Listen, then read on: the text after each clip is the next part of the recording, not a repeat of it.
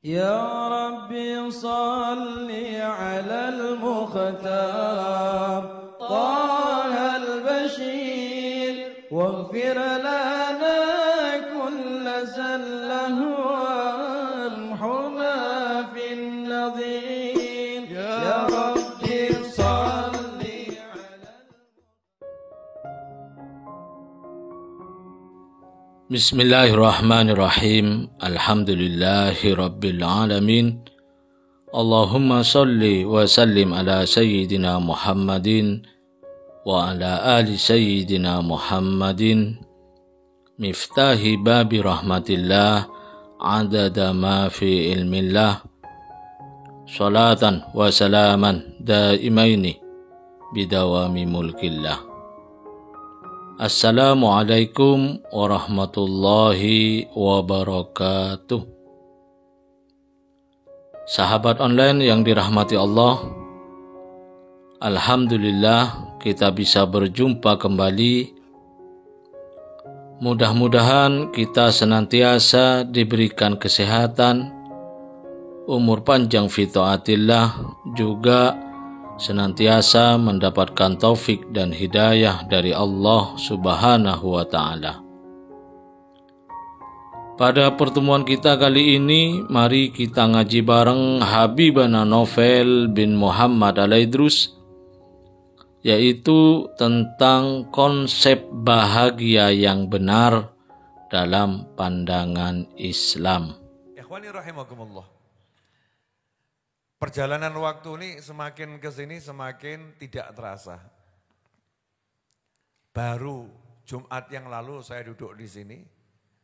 Tadi saya kaget, kok sudah Jumat lagi. Apakah hanya saya yang merasakannya atau antum juga merasakan yang sama? Sama ya?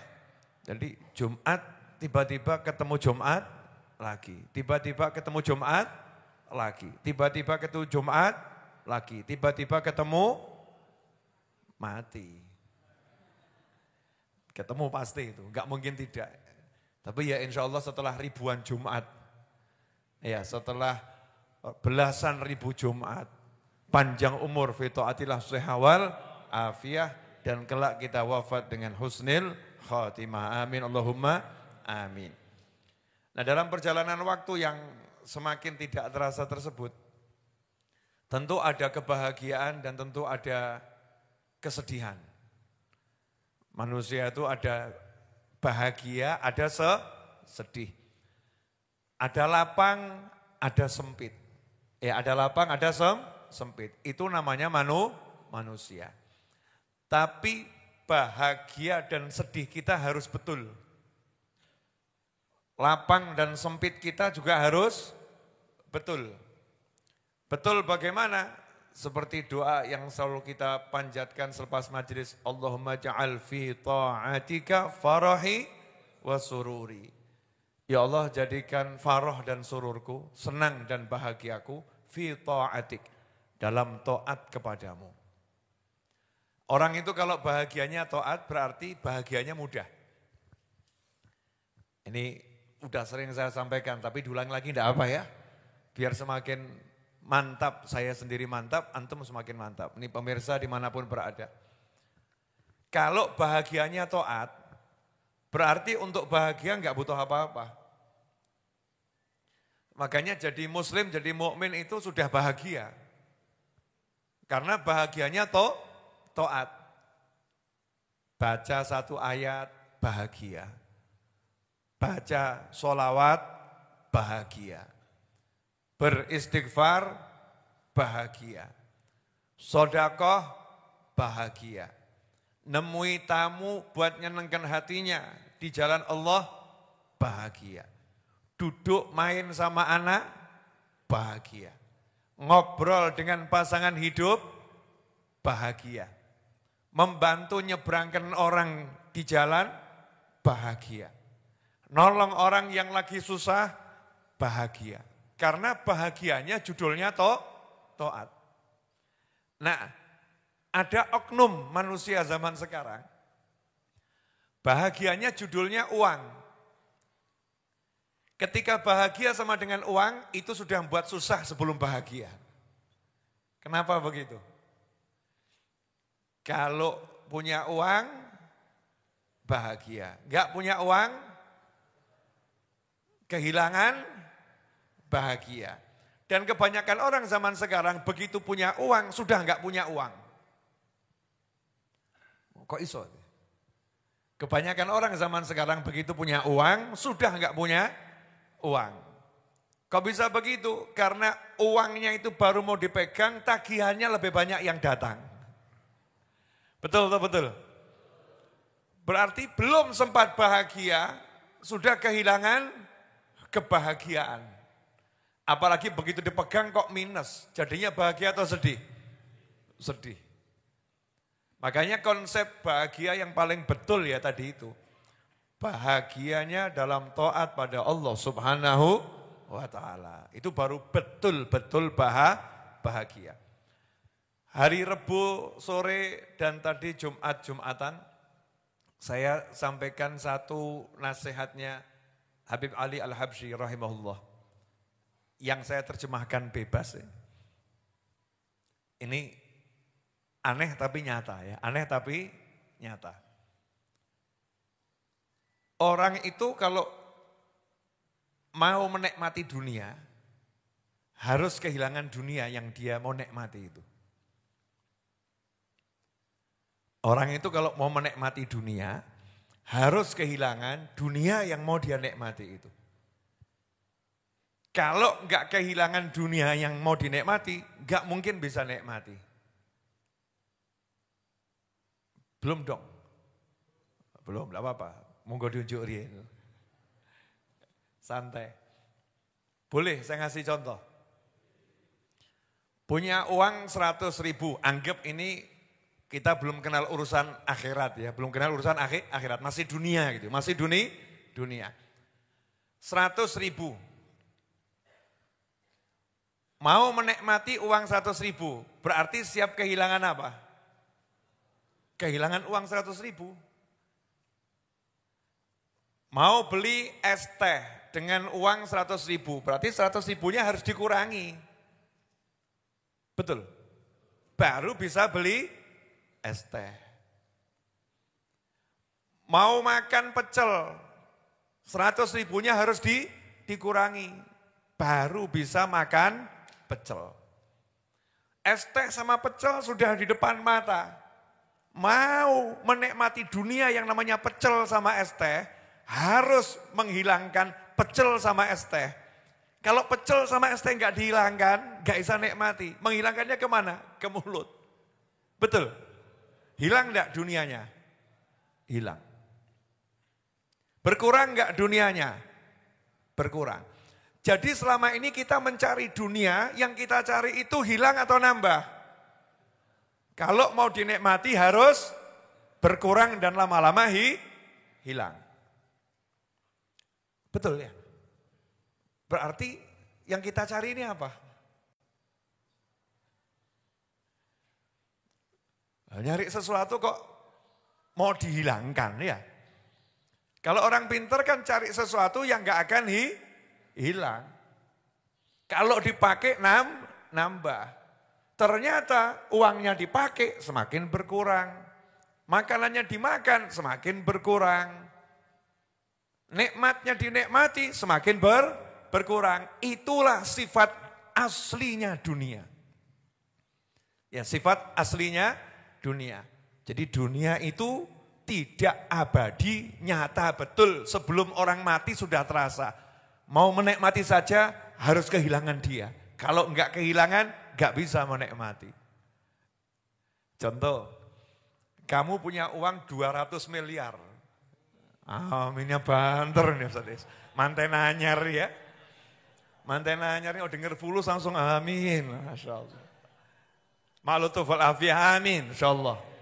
Sahala wal jama'ala. Punya uang 200 miliar. Taruh di bank syariah manapun terserah. Bank syariah 200 miliar. Atau mungkin kamu cairkan itu. Wujudnya uang ratusan ribu. Entah itu berapa meter itu ya.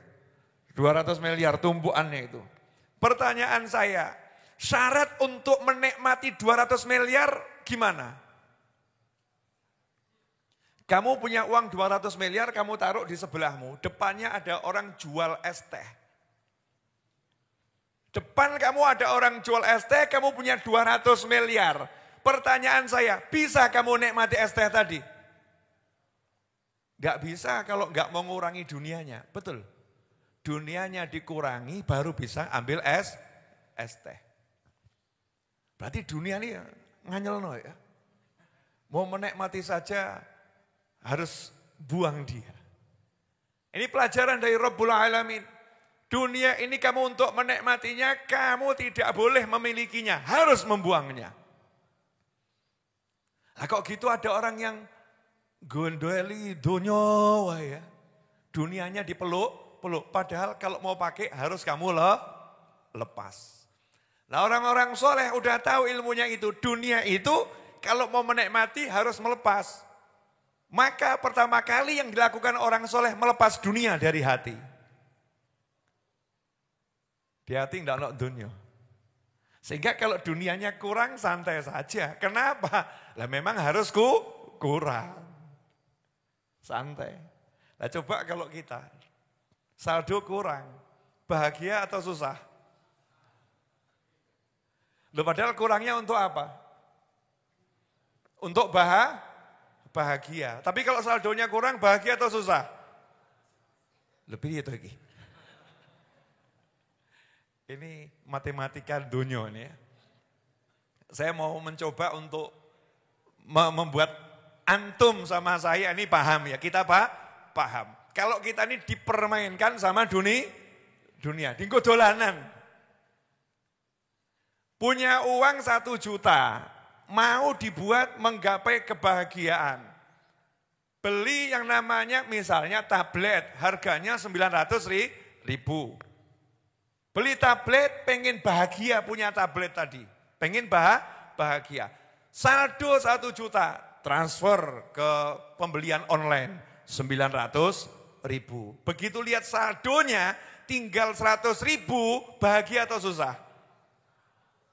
Susah. Loh, kok tinggal 1.000? Dijawab sama dunia. Dijawab, bukankah engkau menginginkan aku? Jika kau inginkan aku, maka engkau harus siap kehilangan diriku. Wah, tapi nok kelong 900 yo mikir. Kayak kurangnya kok 900 ribu tinggal 100. Ini besok bagaimana? Itu paket belum datang ya, sumpeknya udah datang duluan. Nah para wali, orang-orang yang soleh, para nabi dan para rasul, dan yang mewarisi ilmunya nabi dan rasul, udah paham ini. Makanya beliau-beliau ngajarkan, sebelum kamu kehilangan dunia, hilangkan itu dunia dari hatimu dulu. Loh. Makanya beliau-beliau punya setumpuk di hatinya, aku orang duwe. Jadi kalau dikelongi ya orang mikir, orang duwe yo. Dikurangi itu nyantai aja. Sehingga itu bahagia enggak pakai susah. Lah kalau oknum manusia tadi kelihatannya bahagia tapi ngitung saldo kurang jadinya susah. Sampai di sini paham? Apa yang dipahami? Kenapa saya bab ini? Ini kan tanggal muda ya. Ini tanggal muda, banyak orang gajian tiba-tiba gajinya hilang. Lu kontak saldoku. Tanggal muda ini, banyak yang gajian, begitu tanggal muda bahagia. Lihat saldo jadi sengsara. Jadi bahagianya itu diatur sama saldo, kan ruginya luar biasa. Makanya konsep bahagia yang sebenarnya adalah bahagia itu bukan karena angka, tapi bahagia itu karena taat pada Allah Subhanahu wa Ta'ala. Di situ nanti kita akan bahagia. Sehingga punya angka seberapapun, sama angkanya 0, angkanya 1000, angkanya 100.000, angkanya 1 juta, angkanya 1 miliar, itu cuman angka. 0 sama 1, enggak ada bedanya. Jenengan jangan tertipu sama angka 9. Angka 8, jangan. Angka 8 itu cuma satu yang dijejer. Betul. Dan angka 8 itu kan kurang sakti. Yang sakti itu angka 0. Iya. Yang sakti angka 0. Mana yang lebih besar? 0 atau 8? Yakin. Yang lebih besar 0 atau 8? Halo? Yang lebih besar 0 atau 8? Pelajaran matematika. 8 sama 0 besar mana? 8. Ya oke. 8 saya kasih 0. Jadinya berapa? 80. Jadi yang membuat angka 8 jadi besar itu mana? 0. Berarti 8 sama 0 besar mana? Lebih itu lagi. Jadi kalau 0-nya saya hilangi jadinya besar atau kecil? Kalau saya tambahin 0 jadi besar atau kecil? Semakin banyak 0-nya semakin besar atau kecil? Berarti yang membuat 8 jadi besar itu apa? Katanya tadi 8 sama 0 besar 8. Ternyata 0 ini lebih besar daripada 8. Itu pelajaran. Maksudnya apa?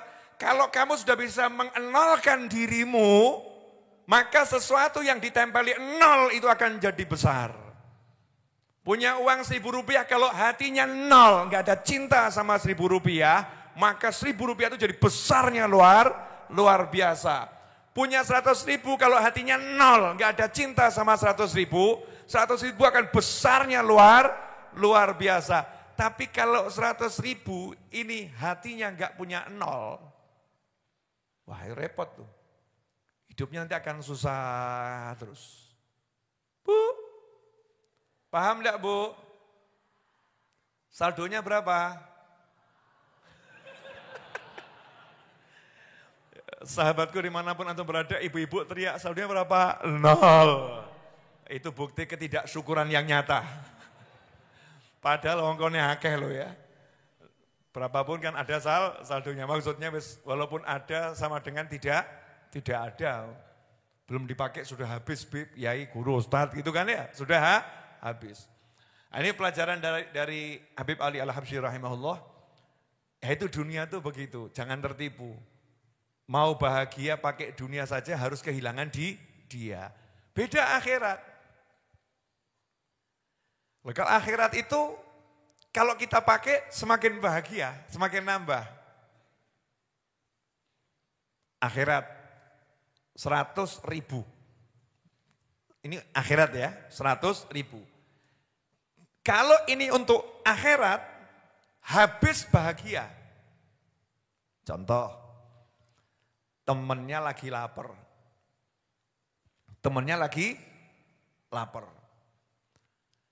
Terus ngomong, dari pagi saya ini belum sarapan.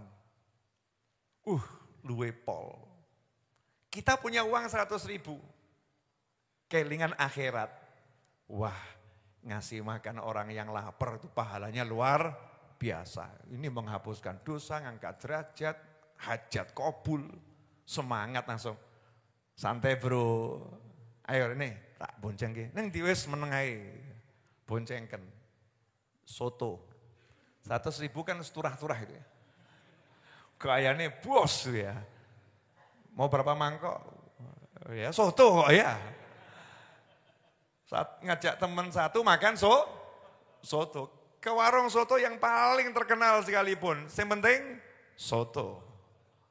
Ayo, wah jazakumullah khairan. Lihat wajahnya senang ini. Uang kita kurang itu kita bahagia. Ayo nambah gitu. Bahkan kita nggak ikut makan, cuman jadi komentator dan provokator gitu ya. Ayo nambah. Gitu aja kita bahagia. Itu uangnya kurang, bahagianya nambah.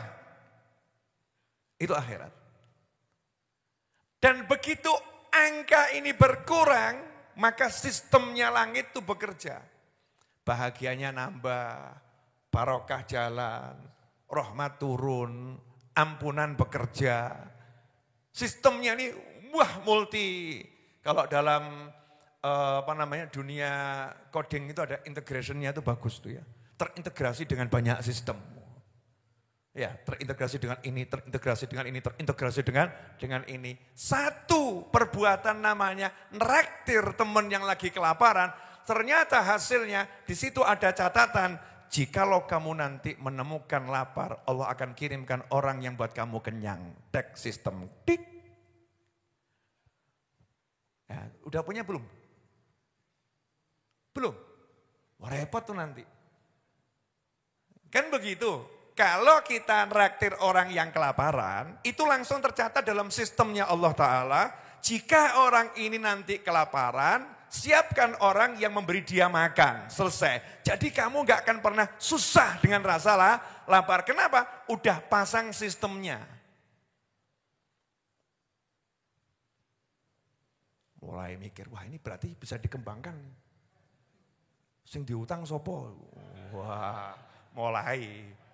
Golek koncone diutang 20.000. Ya mungkin makan di warung seberang belum dibayar kan ya. Kita ngomong, itu punya hutang berapa di sini? 25.000. Udah lunas, saya yang bayar. Wah ini yang punya warung mengatakan, wah ini orang baik luar biasa. Padahal dia lagi pasang sistem.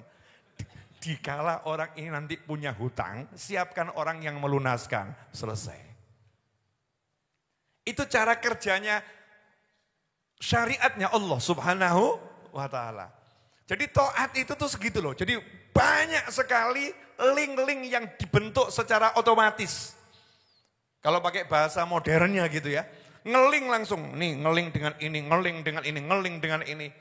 Makanya dari zaman dahulu sampai sekarang, saya kalau ketemu sama kiai-kiai yang soleh-soleh, ulama-ulama yang soleh-soleh, saya nggak pernah melihat beliau-beliau itu ruwet urusan dunia. Nyantainya luar biasa. Kenapa? Udah punya banyak itu. Sistem-sistemnya udah punya banyak. Nah, kadang kita ini pas mau bayar utang, duit nggak punya. Lah kok dicek di sistem itu nggak pernah bantu membayarkan utang orang lain. Ya malaikatnya ngomong, ya rasa no. Silahkan dirasakan dulu tuh susahnya. Susah bayar hutang dirasakan. Kenapa lah? Kamu waktu punya duit gak pernah mau bantu orang yang punya hutang. Kamu gak mau nyisihkan hartamu untuk membantu orang melunaskan hutang. Sakit. Ada orang sakit. Kok kita bantu untuk berobat? Maka sistemnya langit ini langsung mencatat. Kalau orang ini nanti sakit, kalau sakit. Jadi pahala membantu orang sakit dapat, menghapuskan dosa dapat, naik pangkat dapat. Sama ada satu catatan, kalau dia sakit, kirimkan orang melunaskan biayanya. Ada catatan itu. Nah ini kok sakit, bayar kok gak iso-iso, nek opo? Cek, pernah enggak bantu melunaskan orang? Bantu melunaskan ya, walaupun gak sampai lunas ya, tapi bantu melunaskan. Ajarannya orang-orang tua dulu kan cakep. Ini kelihatannya sudah semakin berkurang ya. Kalau dulu tuh di kampung, di desa. Saya kan tinggal di kota Surakarta ya. Solo, Hadiningrat. Kalau jenengan masih ke desa-desa itu. Kalau ada yang sakit warga kampung di desa. Itu Karang Taruna akan keliling kalau saya nggak salah ingat ya. Atau pemuda apapun namanya yang ada di desa, akan keliling dari rumah ke rumah, siapa yang mau ikut andil untuk biaya pengobatan fulan. Nanti kita satu kampung mau jenguk, betul ya? Satu kampung jenguk berangkat, bukan cuma bawa orang dan bawa uang. Perwakilannya masuk, yang lain mungkin di luar gitu ya, tapi dengan seneng jenguk, sak kampung teko, wow seneng ya. Nih ada titipan buat biaya rumah sakit. Itu semua yang ikut andil untuk biaya pengobatan itu udah ada catatannya. Kalau dia sakit kirimkan orang yang lunasi biayanya. Lah kirimkan orang ini bentuknya macam-macam. Kalau kita punya usaha diantaranya tiba-tiba nanti waktu pas susah-susahnya usaha kita naik. Akan seperti itu bentuknya. Udah pernah belajar yang model begini? Dengan bahasa begini, sudah belum? Belum ya. Ya mirip-mirip, cuman bahasa sudut penyampainya begini belum kan? Nah ini saya juga baru belajar tadi nih. Makanya keluarnya agak lama. Download dulu, karena filenya terlampau besar. Ya, jadi downloadnya agak lama itu. Nah, ini sekarang lagi saya installkan ke antum semuanya nih. Plek gitu. Jadi nanti kita tuh nggak usah takut lagi ngadepi dunia. Kenapa? Udah tahu rahasianya. Ternyata hidup di dunia itu mudah kalau ngerti rahasianya. Ngerti rahasianya. Karena itu setiap Jumat malam Sabtu di Majlis Ar-Raudhah itu selesai pengajian makan. Masuk dikasih air, dikasih roti, suruh makan. Tengah-tengah majlis dikasih kopi, suruh minum lagi. Selesai diajak makan. Jangan kamu kira saya baik, enggak. Saya lagi pasang sistem, nanti kalau saya lapar, biar Allah kirim orang membuat saya kenyang. Lah Habib tiru siapa? Ya tiru orang-orang soleh, para yai kan begitu ya. Ulama-ulama itu buat begitu. Makanya dilihat kok hidupnya mudah. Kenapa? Tahu rahasia bagaimana cara menjalani kehidupan. Lawang di rumah itu punya nasi satu ceting, besok dibuang, nggo pitik terus itu ya.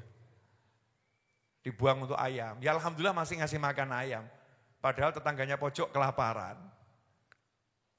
Ya tangganya pojok kelaparan. Oh yang di pojok sana nggak bisa makan. Makan kok buat sendiri. Suami, istri, anak sendiri. Orang dulu tak mau makan serumah sendiri. Mesti enter-enter tonggone. Kilo deh enter kono Budi. Berangkat. Tok, Assalamualaikum Budi. Enter deh. Dulu. Sekarang dimplok dewi. Betul atau betul nih?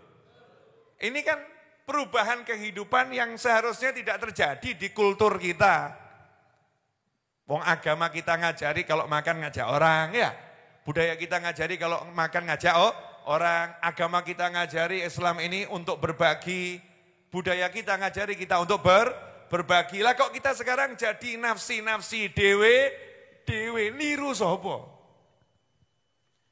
Akhirnya ketika kita punya utang bayaran, lu pinter ya. Ketika kita pusing, maka silakan pusing dewe. Ketika sakit, silakan sakit dewe. Ketika susah, silakan susah dewe. Karena hidupnya dewe. Sendiri. Nah kita tidak mau begitu. Kita maunya, namanya hidup tuh ya pasti mengalami senang dan susah. Waktu senang kita senangkan orang lain, waktu susah kita akan disenangkan orang lain. Gak susah sendiri, gak ada. Itu nanti cara Allah nyenengkan macam-macam. Ada yang disenangkan walaupun orangnya sendiri. Tidur dikasih mimpi, mimpinya menyenangkan, bangun mesem-mesem dewi. Gitu ya. Wajahmu kok berseri-seri seperti teman tadi baru kenapa? Sambil senyum-senyum malu. Tadi saya tidur kok mimpi nikah sama bidadari. Masya Allah. Saya mau nanya, pilih mana kamu? Dapat uang 1 miliar nyata atau tidur mimpi ketemu bidadari? Terus rabi mbak bidadari. Dalam tidur itu kehidupanmu di sana 1000 tahun. Bersama bidadari, pilih nanti. Mikir toh. Mikir. Karena ada orang yang tidur terasa sebentar ya. Ada orang tidur sebentar rasanya lama sekali. Bayangkan tidur yang lama tadi, kamu dalam tidur tadi mimpi bahagia hidup bersama bidadari surga. Ayo, gelem enggak? Pengen enggak? Orang pengen. Aku pengen pol. Bidadari surga ya. Itu cara Allah menyenangkan macam-macam. Di antaranya dikasih mimpi yang indah. Ada lagi nggak pakai mimpi, tidur, bangun, tato badannya segernya luar biasa, hatinya itu lapang, nikmat, nyaman, seneng. Bahkan bingung dewe, kok kayak gini ya, hatiku kok enak, awak kok seger, mau mangan apa ya? Tadi makan apa saya? Enggak makan apa-apa, tadi ngimpi, orang ngimpi, tapi kok enak ya? Caranya Allah Subhanahu wa Ta'ala. Karena kita menyenangkan orang. Ya Allah hibur kita. Ya Allah hibur kita. Caranya Allah subhanahu wa ta'ala. Yaitu muqaddimah. Alhamdulillah kita telah menyimak penjelasan dari beliau. Semoga ilmu yang telah kita peroleh ini dari Habibana Novel bin Muhammad Al-Idrus menjadi ilmu yang bermanfaat bagi kita, keluarga dan anak cucu kita. Habibana Novel bin Muhammad Al-Idrus dalam kajian ini menjelaskan tentang konsep bahagia yang paling benar dalam pandangan Islam. Perjalanan hidup pasti ada sedih, ada bahagia, ada sempit, ada lapang. Mari kita jadikan kebahagiaan kita karena melakukan ketaatan dan jadikan kesusahan kita karena berbuat maksiat. Jadikan ketaatan itu kebahagiaan kita. Ketika kita melakukan ketaatan, apapun itu bentuknya, hati kita bahagia, hati kita senang. Orang yang bahagianya ketika melakukan ketaatan, maka hidupnya akan mudah. Misal, baca istighfar, bahagia. Baca sholawat, bahagia. Baca Al-Quran, bahagia. Dan lain sebagainya. Beda dengan orang yang bahagianya dengan uang, maka akan sulit untuk bahagia. Karena kebanyakan orang sekarang belum pegang uang, sudah kehilangan uang. Misal mau punya uang atau mau gajian, sudah ada tagihan di depan mata. Bahkan lebih besar dari uang yang akan diperoleh. Artinya belum sempat bahagia, sudah hilang kebahagiaannya.